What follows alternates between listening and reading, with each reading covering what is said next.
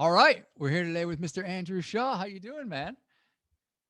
I'm okay, thank you. Thank you for having me. Oh, you're welcome. Thanks for coming on. It occurred to me yesterday as I was writing questions, we've never actually met in person.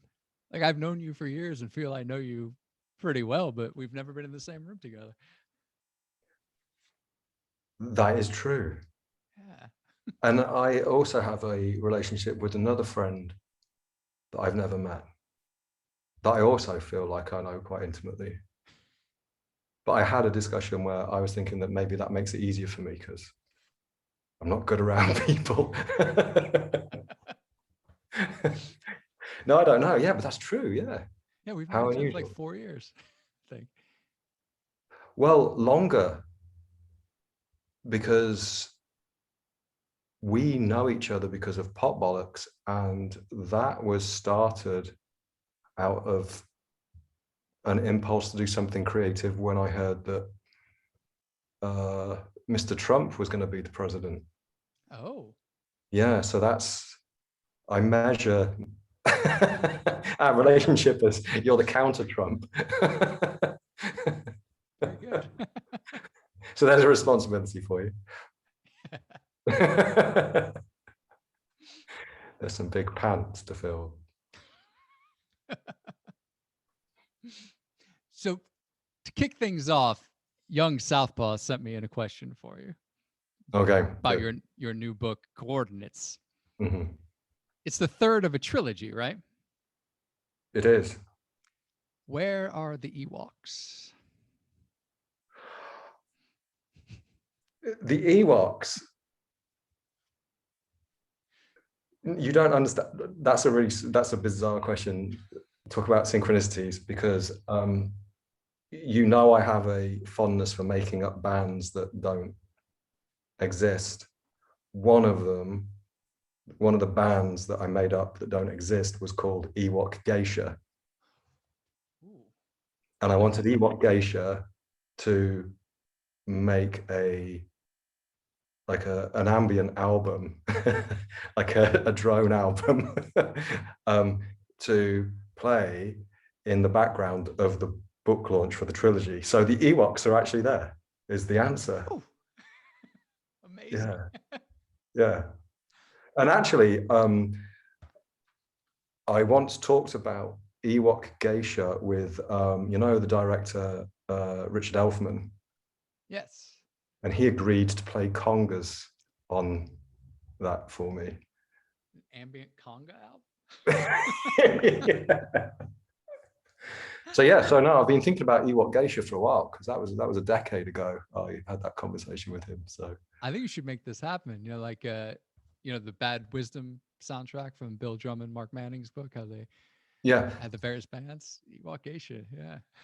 well, I'm not going to have congas on it, but I do think that Ewok Geisha is a great name for a. It's got to be a trio. The band is a trio, right? And so they would be really great. They would be an ideal band to make an ambient drone album that would be played beneath a reading of the trilogy. Um, that was the concept. So the Ewoks are there, or Mr. Southpaw. You can tell him. I'll let him know. So you envisioned these three books as a trilogy. Yeah, Tell me about that. Like you had that idea from the beginning. yeah. I'm really fond of um, triads and triptychs and things that come in three. Hence Ewok Geisha being a trio. Yeah, I think it's a really tricky number, and I like it. And I also, it's funny. I was listening to a different podcast the other day where they talk about the hero's journey in the three acts. Hmm. And so you can buy any of the books individually, and I address, sloppily and vaguely mind, body, and soul.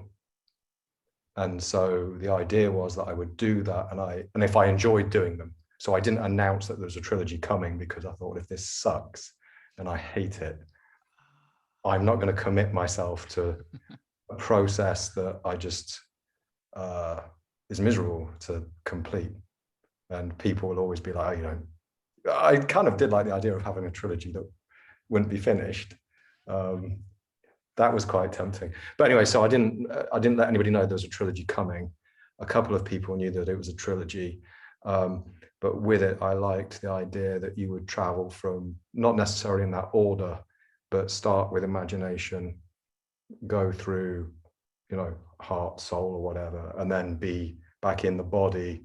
And so coordinates was about the imagination and the heart and the not knowing being placed in the material, and still not knowing, but that was the dynamic. So the what do they call it? The hero's arc was through those 3 books.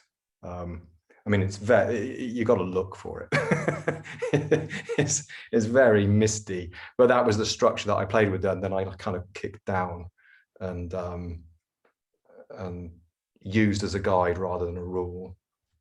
I think Nabokov said that about Ulysses, that Joyce used that idea just as a bridge to make the book, but once he was over, he burned it down. Well, I mean, everything that I've done, which I'm pleased with the results of, has been the response to something incredibly structured, which then allows for freedom within the structure, so you can forget the structure almost exists. So there was, do you know Ken Kesey and the Merry Pranksters, when they were playing around with LSD on the bus? And there was an experiment that they did where they gave, the Grateful Dead were there and Neil Cassidy was there, and all these well-known counterculture figures, enormously free and easy and dressed as they were dressed. And somebody said, well, when you come on board, you've got to wear these berets. And so somebody had the idea of informing the evening by bringing on a dress code, which is everybody had to wear a beret. And so all these hippies, these like famous free-thinking people, were like, well, I'm going to wear a fucking beret. Like, you're not going to tell me what to wear, man. I'm wavy gravy, or whatever. And they realized actually that they put the berets on, and realized that actually by wearing the berets, their character came out more. And so being restricted in some sense, and also associated with everybody else just visually by this prop, this hat, that their personality, some people wore it this way, some people wore it that way, and they all modify the beret, but with that, it also made the person beneath the beret be more of themselves. So I kind of, I mean, in art or creation and stuff, it's the noodling that goes on around the structure. I really like that. And David Lynch going every day to the diner at the same time for 10 years, he went and drank the same milkshake every day. So within that discipline, his mind was free to go, because that was so secure. The structure of his daily routine was so secure that his mind could go wherever it wanted. So that's why I like early Can did that a lot as well. They would set limitations and made the most wonderful music within that. There's a musicality to it. I mean, if you think about all the freedom in a 12-bar blues structure, if you think of, I mean, people have talked about the books being, feeling like haiku, or, haiku are incredibly strict. But when they're done, you aren't aware of the structure or the codes within there. So it's a thing that it really allows for minimalism to take over, because it's just like, well, here's a switch, here's a white thing of certain proportions. What can we, how can we bounce light off it? What are some of your favorite trilogies? Oh man, favorite trilogies.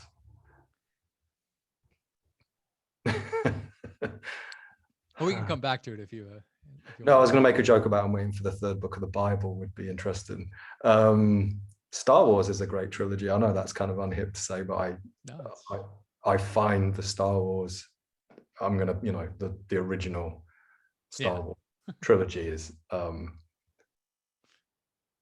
apart from the terrible stitching on the Ewoks, it is a wonderful. Yeah, I love that. I love that series of films. Now you wrote all these when you were still living in the States, right? Right. I was wondering if, like Bowie's Berlin albums, do you think of this as like your Washington trilogy?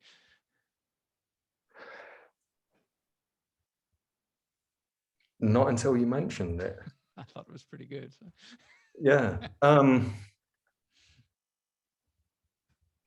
Well, yes and no then, because the notes from Coordinates were from processing things from other places. Well, I mean, like Lodger, I don't think it was recorded in Berlin at all. I think that was No. mostly in New York. So Yeah. there. But yeah, I mean, there is a distinctly rainy feel to some of it, I think. Yeah. The covers are grey. But I mentioned Washington State in there, I think, in the blurb, because I did enjoy Washington State. And where I lived, it didn't necessarily feel particularly like the rest of America. It did have a very distinct and separate identity, that region. That, people that were there when I would say, well, it doesn't really feel like, mainland America. They would say, well, this is what real America feels like, and the big competition for real America. But no, I don't know. I'll agree with you for now, but it wasn't anything that was consciously, All right. I'm going to distill the atmosphere of Washington in these. In the intro, you say, we are interested in our relationship with the impermanent. We aim to disrupt habitual thinking. Can you give me an example from your life of when you did disrupt your own habitual thinking? I can give a very pedestrian answer. It's really important to do this for me. And because the alchemy of everything in a moment. And I talked about this with a friend recently, where this is the most mundane example I'll give you, like in a Zen way, of like the most mundane thing will explain everything. I could go really, talk about some far-reaching literary thing this may turn people off as well, but I found some dried bread in the cupboard, and I was kind of pissed off that the bread had dried out and was wasted. So I thought, well, I can make breadcrumbs. And so then I made breadcrumbs, and I put the breadcrumbs onto a meal that were enhanced by what half an hour before had been something that had annoyed me. And so that's like the most mundane thing I can think of. But if you pause, I like to try and pause of, well, what's the response to, well, this bread's rubbish. I'm an idiot. I let that dry out. I've wasted money and food, and the whole situation's now bullshit. I tend to think that even if those small disruptions can alter something, and then the alchemy happens, and then, I mean, I love breadcrumbs on stuff, right? So it elevated this meal beyond measure. But, other things are creatively letting things breathe, and then not being too afraid of embarrassment. And also, because if you're doing anything creative and then you're sharing it in public,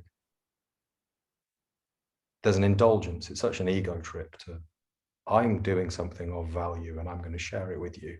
And so there's the self-inflating thing that goes with that. But I really genuinely think that I'm not responsible for anything that comes out of me. So I let it come out of me, and it exists as an artifact in some form. And then I'll look at it, and then I make it the best version of itself that I can make it. And that's the editing and or the reworking or the shifting of a position in something. And so that's where I think I can disrupt something, and then make it kind of less familiar, so it will find the magic angle, if that makes sense. So that, whether it's breadcrumbs or playing with paint or whatever it is that I'm mucking around with. I was wondering, knowing that you're not really much of a fan, would the simple act of listening to Van Halen be a disruptor for you? I love listening to Van Halen. What are you talking about? Oh, even better. Have we not discussed Panama? Oh, we might have, but remind me. Yeah. The Panama is one of the greatest pumped up songs. No argument here. No. So no, yeah, I would. But no, this is true. Okay, so here's one: bananas. I'm going to go with another food. I hated bananas for years. Couldn't eat a banana, and I hated the fact that I hated bananas. So every month or two, I would try and eat a banana. And now I love bananas, and I've probably eaten more bananas than any other food because I dislike them for so long. So it's just to keep making sure that your tastes are open. So yeah, I'll do that with. I'll do that with music or books or anything. It's like, okay, now I get it, because this is part of what I try and talk about in the clumsy way in Coordinates, which is that we are just memories of memories of memories and habits on habits on habits. So if I wake up every day and I convince myself that I'm somebody that doesn't like this piece of art or this ideology or, anything, then actually I'm not thinking anything, and I'm the thing that I'm saying I hate. And we all do that, well, I'm a guy that I'm not going to, we started off making jokes about Trump. What happens if one day somebody of Trump's character does something unspeakably good? And this is a big ask of a lot of people, but just keep listening for a minute, because something, I don't think it will, but something may turn a corner. And suddenly we've got a chink of light, and then you can find the connection, So that's the thing as well, like drop the assumptions, eat bananas, make breadcrumbs, listen to Panama by Van Halen. Is that what I know what I'm saying. That sounds ideal. If they were gluten-free breadcrumbs for me, but Right. Well, yeah, it's all possible. It is all possible. I was going to ask you about that in your intro, talking about memory. Do you have any memories that you're not sure are real? Like you've told yourself a version of events enough times that, and then come up against some sort of evidence that isn't exactly what happened? Almost everything I think I am uncertain of, and I'm not being flippant. I am honestly unsure of almost anything. And this is true, actually. Okay, so going back to the books being flavored by Washington, D.C. and Washington State, sorry. And is it flavored? When I was living there, I kept having this idea that I wasn't actually alive, and that I was, if you're familiar with the Tibetan Book of the Dead, where the consciousness, as it leaves the material body, it travels through these different realms of awareness and they're all individual bardos. And William Burroughs had an idea where he wrote that actually you're already in a bardo. Your consciousness is just convinced the material plane that we are currently sharing is just as much a dream as the next layer of consciousness that we'll travel through. And when I was in this area of Washington, there was so much misty, figurative and literal events unfolding, so many of these things, and the world was so unusual that I thought, well, what purchase do I have in it? It was a very difficult realm to, the Chinese call it the hungry ghosts. It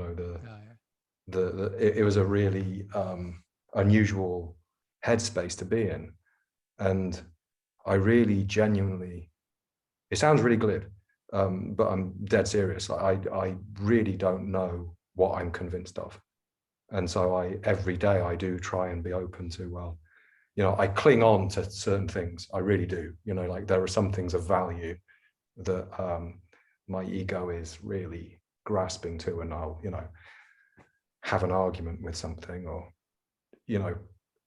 usually pretending that I care about this thing that I don't really care about. But yeah, no, I really, there's so many things. I could give you an example of a more mundane thing where I was convinced I saw a book that I traveled from England to America with, and I'd seen it on a bed, and I'd discussed with other people that I'd lost this book, and then it actually arrived 6 months later in a box. But I've constructed all these memories around it was a picture book, being on a mattress, and I would have passed a lie detector test telling you that I knew exactly where that book was. But when I've had a couple of those experiences, and my opinions are wrong all the time. I was correcting Americans on how to say David Bowie until somebody played me David Bowie, saying, "You pronounce my name David Bowie." That was a big YouTube clip. I mean, right? Yeah. One of the greats. So that's my point. What do I know? I don't know. So I kind of, and that's annoying for a lot of people. When people have said, ask me opinions on stuff, and I make a living sharing opinions about things. I don't really know if these are my opinions. They're just things that are falling out of me, coming through me. I'm not sure that even answers your question. No, it does. I was trying to think of examples of my own life to give you, because I know there have been, but it was weird. I still haven't been able to think of any, because I think the stories I like to tell myself that are aesthetically pleasing to me, when they've encountered factual evidence that doesn't agree with it, instead of morphing the story into something more true, quote unquote true, I've just abandoned it rather than have it be less aesthetically pleasing to me. I mean, I'd have to like search in my journals for examples of where this came along and if it actually happened, but I was surprised I couldn't actually think of any examples right off the bat. Well, years ago, I mean, the adverse is true as well, because I mean, we think that this is in relation to the book where I'm talking about memory and how the exercises that we perform to remind ourselves of things. And there is the narrative that, that most people, I think, and I do it, where we do paint ourselves as like the victim or the nice guy, or I was wronged in this instance. But then, years ago when Facebook was, I did dabble with Facebook. He did. I was there. We were young. We all did it. It was an experimental phase. But there was a girl that I was at school with, and I was Messenger, and I said, I always think that when I kind of reestablish communication with somebody when I was at my drinking best or whatever, I should apologize for being such a drunken asshole. And she said, "No, you were always lovely." Because in my head, I'd associated the drinking, smoking me with this awkward kind of massive elbows and awkwardness and kind of, terrible behavior. But she had in her head an entirely different version of me. So that's true as well. Somewhere in all of that mess, there will be the real case. But I don't know if in that sense, in those ways of perceiving, inconsequential things, does it actually really matter? I think Tom Waits said something about, the romantic truth is of a higher value than a cold fact, you know. Mm. This isn't going back to Trump stuff, but you know, creatively speaking, Yeah. And I I think am that always surprised when you find out someone thinks you're less of an asshole than you think you are. I am. It doesn't happen to me very often. They're usually in agreement. Yeah, but you know, it is amazing when other people have ideas of you. I can't tell you who, I won't name them, but somebody I know traveled from America to Australia to live with a guy. And as she arrived at the airport, he wasn't there. And he completely forgot about her. And this was before the internet and mobile phones and stuff. Oh. And she phoned round and found out that he was watching a game of rugby like any good Australian guy and completely forgot about this girl he professed love to. So she was waiting at the airport for a ride that never came. Eventually, a friend of his turned up with a van and took to meet him in a pub where he roundly ignored her. And she sat in the pub after however long the flight is between 20 hours, I think. Yeah. So she was sat there, and I was just so tickled by this, because I was like, the rest of the people in that pub, all they know about, there was this very angry girl, and that's what she will be forever. And we all do that, right? We're all one thing to so many people, and often to ourselves. So those are the things. I sound like I'm, but those are the things that I was interested in playing around with in the book. Is that, well, what was the idea that you had of your memory when you were in it, while it was unhappening, and then how do you look at it now, and where's the truth in there? So yeah, I think that's a really interesting space to let your mind flip around in. Yes. But I'm dying to know what happened with the guy and the girl. Oh, well, they split up. Did she stay in Australia for any length of Not for time? very long. Oh, No. man. Yeah, That's a long flight. it is a long flight. How did you get interested in Eastern thought?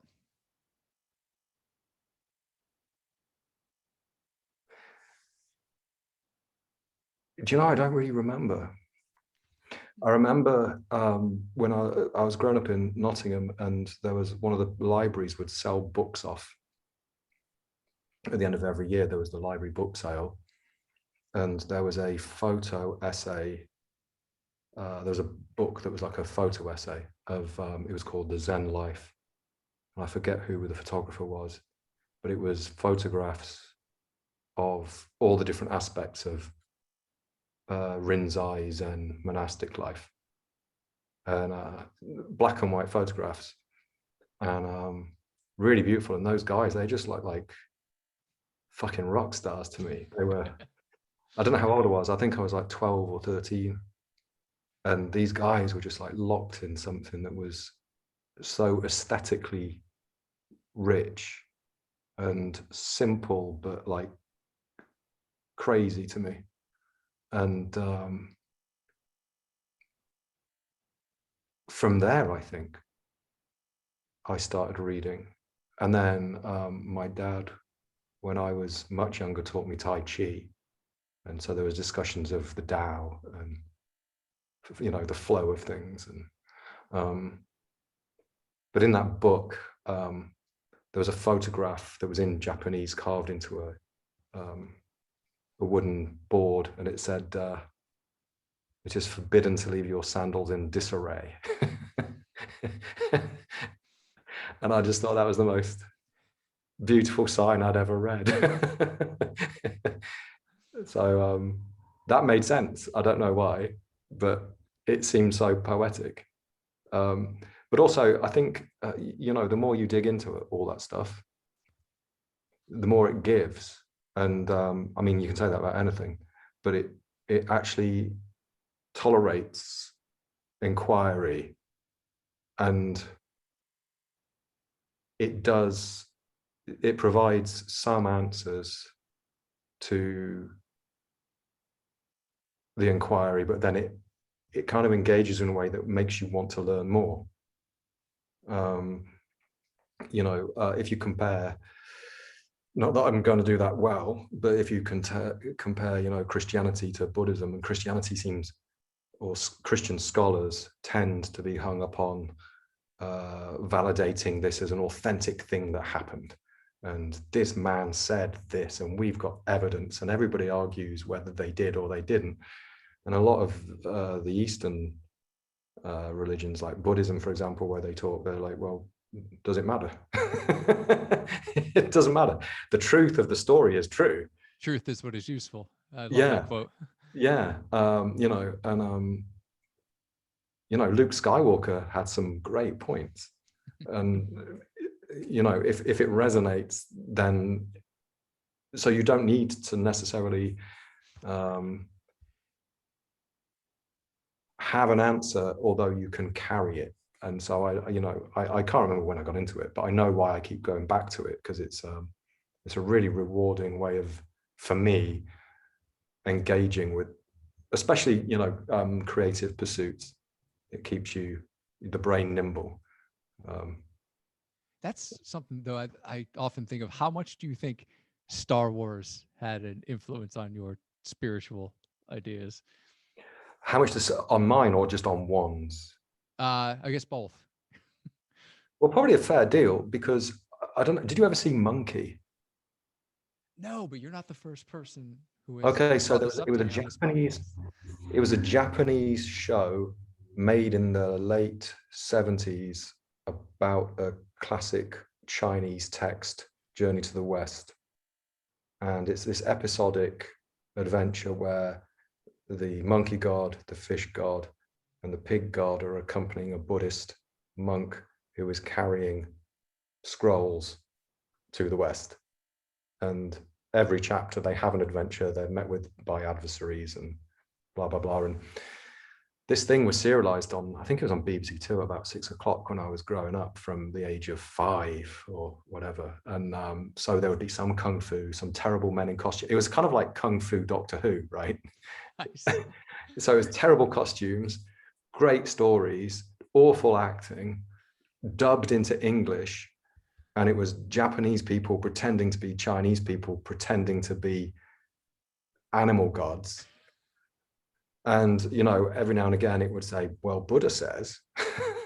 So there'd be an adventure, and then there'd be like a teaching from Buddhism thrown in on top. And then, and then I was like, oh my, I was thinking about this the other day. I was like, oh my God, is that what turned me onto it at the age of 5, like watching these ridiculous, like pantomime escapades of a monkey who rode on a cloud. So I don't know. I don't think Star Wars has done much for me spiritually. But maybe it has. I wondered, I still am interested in Kabbalah, but I studied it for quite a while. But the idea that there is a force that permeates everything that can either be used for good or evil, I was like, oh, this sounds familiar. And I just wondered, that has always been with me. But yeah, but that's in so many. But here's the thing: if there's a worldview, it's going to come out in something creative. It's going to come out in people that reflect these things, because that it's such an intriguing idea.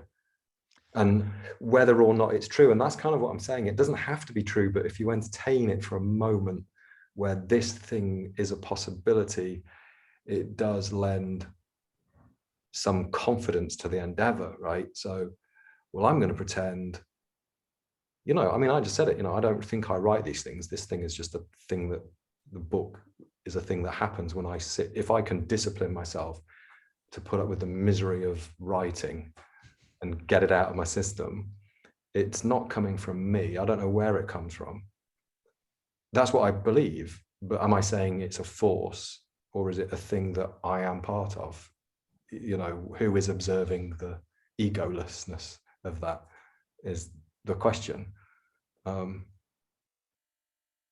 yeah, there are lots of, I can't think of any because we're talking about it, but it's not the, The Last Airbender, they talk about moving elements and enhancing the force of the thing, and they, which is, is it the 5 elements of Tai Chi where you have, or Qigong, where you have the different, the metallic elements, the fire elements, the earth elements. Yeah. So these aren't new ideas, but of course they're going to infect. Oh no, what I'm saying is I wonder if like I am prone to these ideas because I thought lifesavers were really cool when I was 5 years old. Like if it was just that sort of, again, aesthetic intrigue that sort of roped me into it.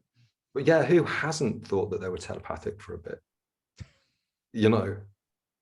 I defy anybody to tell me that they've not, as a kid, tried to move something with their mind, whether it's an X-Wing fighter or whatever it is. Like, I'm sure people have, even if it's I'll try and get, if the third one of these rolled up balls of paper goes in the bin, this will happen. Like we've all done that. Anybody that says they've not done that is selling you something. I'm convinced of that. I wasn't expecting us to talk about Star Wars this much this episode, but no, should we talk? Maybe we should start a Star Wars, like vaguely informed Star Wars enthusiasts. Discuss it at length. Yeah, I haven't got a clue what I'm talking about, but yeah, that doesn't stop me. I want to ask you about Alex Ebert, who wrote the introduction. Yeah. Tell me about him and how he came to write it. So Alex Ebert, some people will know as an activist who gets down and dirty helping people that maybe don't have the glamorous issues being discussed. So he works with people in his own neighborhood that need help, and he is really he's worked a lot with helping people find financial and political purpose when they are overlooked. And some people will know him because he was the lead singer of Edward Sharpe and the Magnetic Zeros. Oh. And the reason why I thought he was a nice candidate to write the introduction for a book which deals with memory and perceptions of who we are and how we triangulate ourselves off these things is exactly that some people will view him one way, and some people will view him another way because they've got opinions about his music or they've got opinions about his political ideology. And so it's not that he contradicts himself ever, but he is many things. He wears many hats. And he's as an authentic of person as you can be whilst having that range of concerns. And so I'd really enjoyed a lot of his work, and I'm always interested in what it is that he is doing as an activist, because he will teach you something that you didn't know that was happening.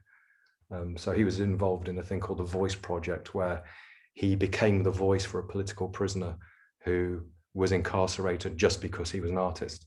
So Alex Ebert then took on his message from his luxury of being free to be able to speak about those things.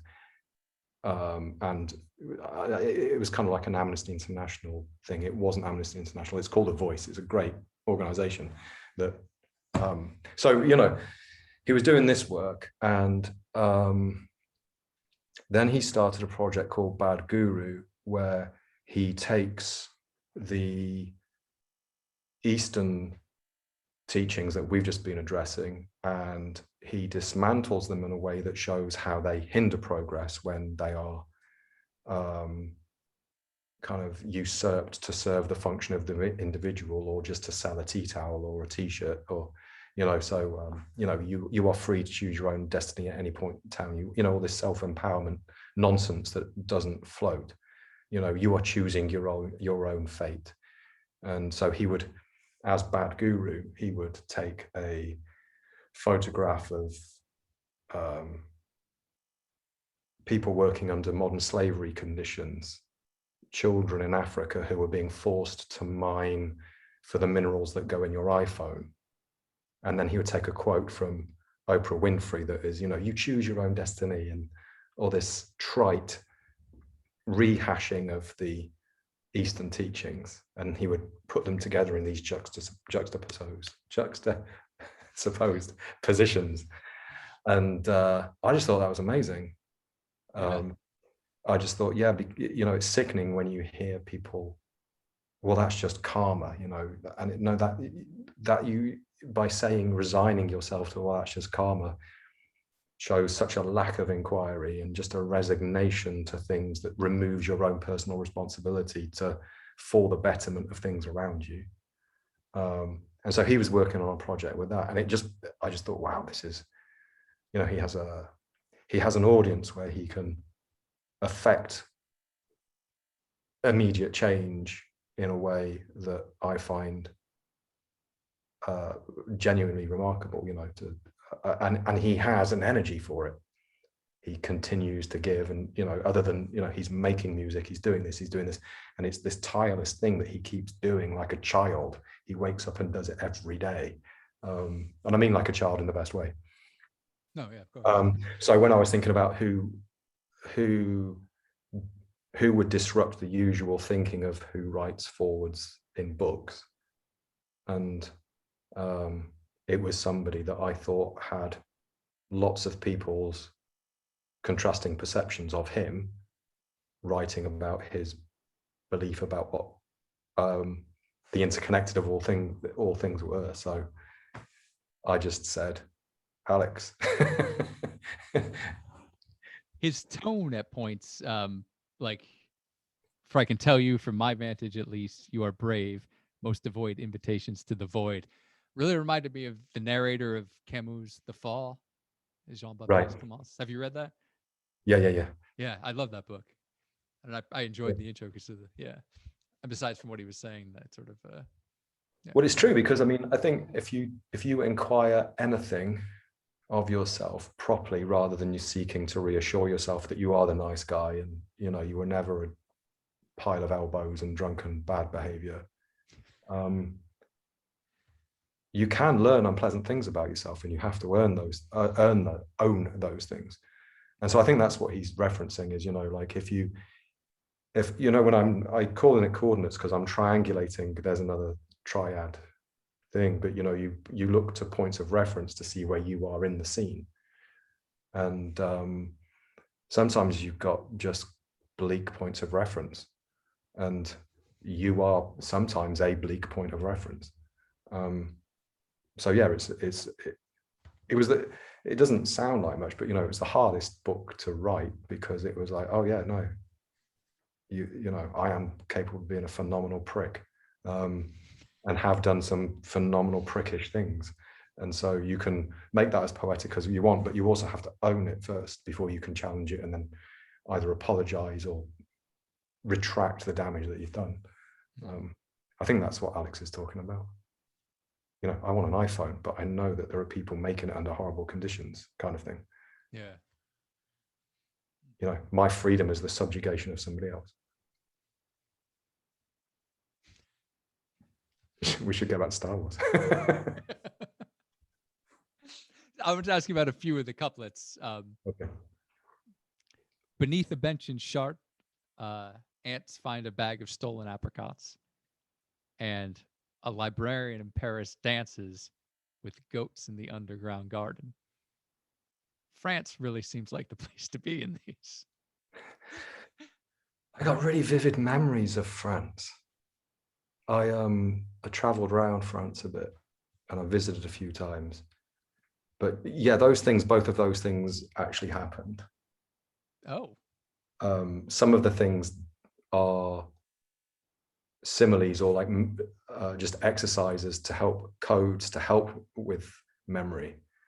But in one of the libraries in Paris, there's an underground garden, and they graze goats there. That sounds amazing. Yeah. And this is what I mean. You don't have to go far looking for the surreal or the absurd, because that happened. So there was a librarian being jostled by the goats. And I was like, this is just beautiful. What a beautiful scene. And I always thought I was going to marry a librarian. So I was like, well, how are they going to handle the goats, man? But yeah, an underground garden in a library that had goats grazing in it. So, that's, oh, you're making this shit up. And it's like, no, it happens. And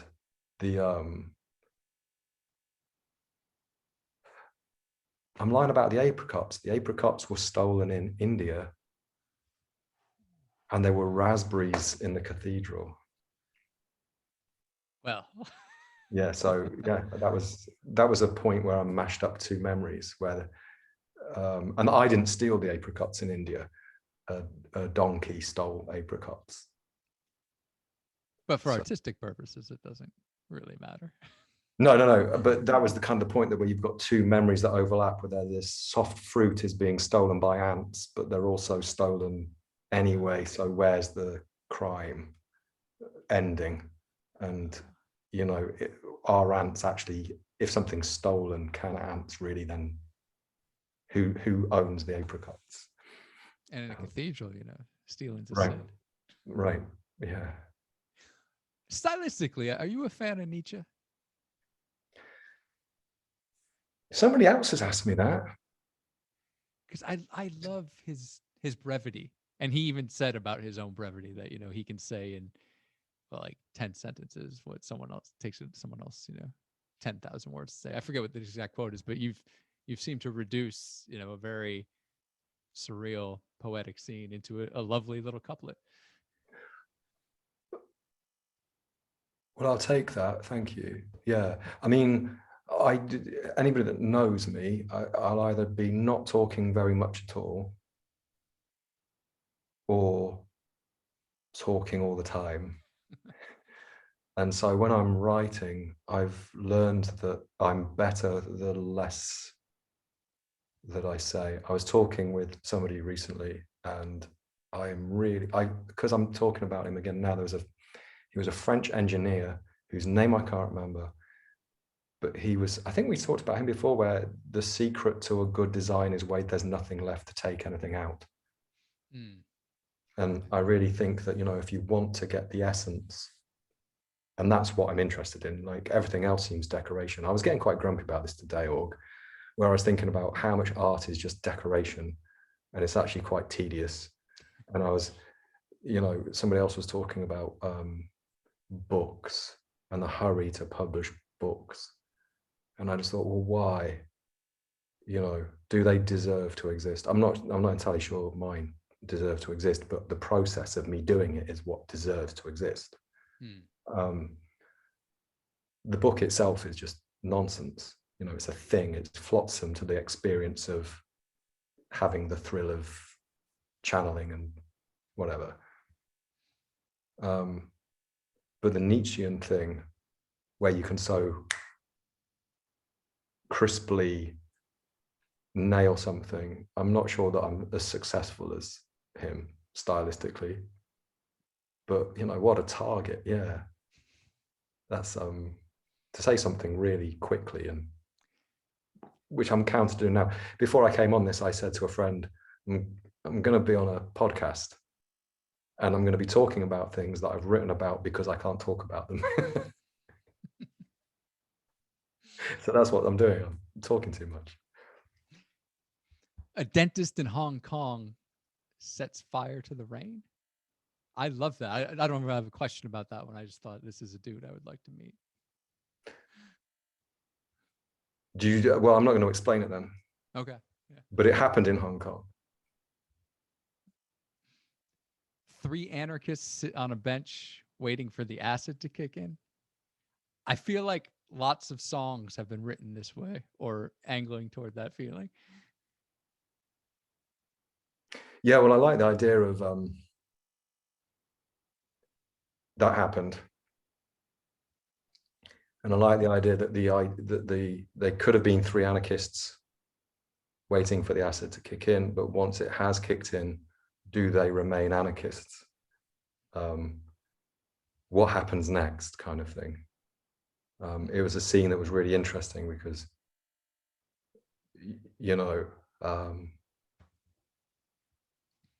Jarvis Cocker once said, nobody ever gets nicer when they're on drugs. You don't. That guy, he's really he really comes into his own. He's such a charmer when he's on cocaine. He really mellows out. And so, you know, three anarchists on a bench waiting for the acid to kick in is things are about to kick in. And, you know, acid more than most things really does let people question whether they are the label and the free thinking thing that they thought they were, or do they suddenly start craving, you know, structure and regularity and something that preserves their sense of anarchy while they're tripping. Because without the safety net, most people do not want to be anarchists. So yeah, that's what that was about. I noticed toward the very end, there's a bunch of alls coming up. There's all the animals, all the cellos, everyone whispered, all the secrets. Did you group them together purposely that way? Yeah. Okay. Yeah. Do you want them explaining, or do you want to just sit there with them? Because I was wondering, because I don't think I think it goes those, and then there's another one afterward that isn't so inclusively, you know, all everything. Now the sequence is careful because I was trying to distill things down towards the end, where, because it was the end of the trilogy and it was winding up. The Ewoks. So metaphorical Ewoks. Yeah, the metaphorical Ewoks were getting ready to burn Darth Vader. And no, I like the point was that actually some years ago, I edited a collection of poems for a poet who was, she didn't know what she was doing with sequencing. She was confused as to how to assemble this book. And I was reading with them, and that was the big puzzle. The poems didn't need editing at all, but the sequencing was the problem. And then as I sat with them, and this took a really long, like months, took a really long time. And then I realized there was a cast of characters that kept recurring. And she was unaware of it, but I realized in the chronology of this thing, they all came together and were unified at the end. And I was like, oh, I'm going to steal that idea one day. She hadn't. So I applied it to the sequencing. And it was my idea, but it was her poems. And then, so I thought, well, I'm going to do that again, because I really like that as a device where there's these. So there are 3 books, and in coordinates, which happens when things are triangulated, there are 3 segments within coordinates. And so it's interesting that you spot it, but yeah, it breaks off at the end because that signals a new direction. But it's the gathering together and the condensing of elements that have been discussed in other places throughout the sequence are distilled into those cellos, animals, and everyone in the city. So again, those 3 things represent other elements that come across in the first 2 books. And it's my vague attempt at making it feel complete, that there is a unification where all these points of references actually come together as one unified, cohesive whole. So thank you for noticing that. I feel seen. I'm pleased with myself. So what's coming up next? What are you working on now? I am working there might be 2 different questions. There are 2 different. What's next? For the Silent Academy, there's a couple of, there's a writer who is a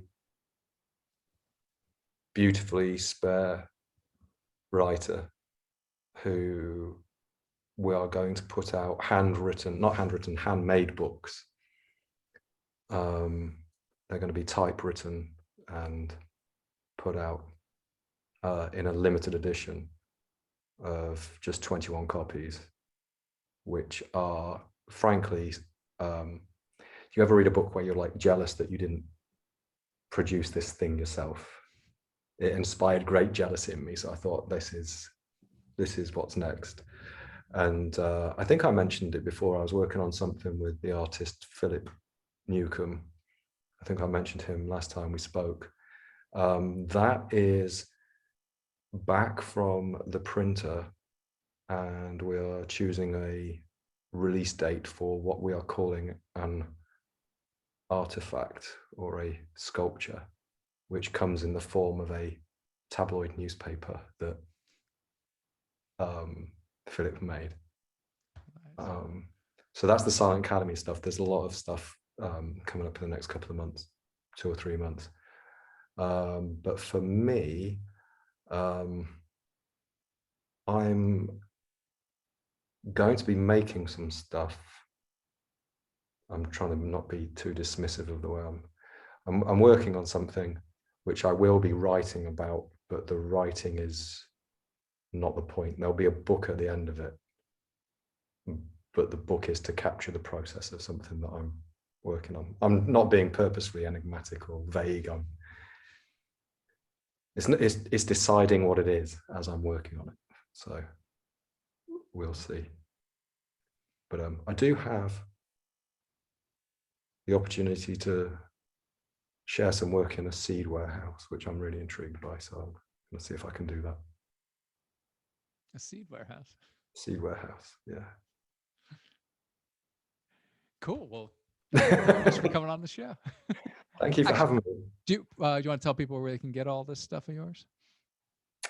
Yeah, in the States, it will be available. There's a couple of bricks and mortar stores will have it, but there's a great online and in bricks and mortar place called The Concern Newsstand, which is based in North Carolina, and they will take care of some distribution over in the States. But I mean, if people don't want to go through there, the Silent Academy website will have May the 3rd is the publication day. So from then, the day before Star Wars Day. The day, well, May the 3rd is just it's the 3rd, see? And I did think of other dates, but the 3rd day, the 3 is pleasing. It's a 3-letter month. That's true. And it's the 3rd of a 3-letter month, and none of these things mean anything, but there's a simplicity to seeing May 3. And you like it. Yeah. So there's a poetry in I mean, May. It's a beautiful word. So and with that, May the 3rd, they'll be all online, and yeah. Excellent. Well, thank you so much for having me. You're very welcome. Thanks for coming on.